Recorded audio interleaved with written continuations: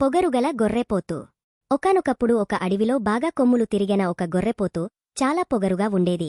తన కొమ్ములతో ఎవ్వరినైనా ఓడించగలనన్న ధైర్యంతో చాలా దురహంకారముగల గొర్రెపోతులా తయారయ్యింది.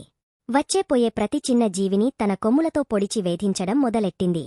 ఈ విషయం గమనించిన ఒక నక్క గొర్రెపోతుకు పాశం చెప్పాలనుకుంది. సమయం చూసుకుని ఆ గొర్రెపోతు దగ్గరకు వెళ్లి ఆ నక్క, ఈ చిన్న ప్రాణులు నీతో పొట్లాడడానికి యోగ్యులు కారు. నీకు తగన విరోధిని నేను చూపిస్తాను అంది. ఈ మాట విన్న గొర్రెపోతుకు ఆసక్తి కలిగింది. ఆ విరోధి ఎవరు అని నక్కను అడిగింది. అదుగో ఆ కొండను చూడు, ఎంత ఎత్తుగా కనిపిస్తోందో. దాన్ని ఓడిస్తే అసలి అడవిలో నీకన్న బలమైన వాళ్లు లేరన్న విషయం తెలిసిపోతుంది అని నక్క తెలివిగా జవాబు చెప్పింది. పొగరుగా గొర్రెపోతు వెళ్లి తన కొమ్ములతో ఆ కొండను కుమ్మింది.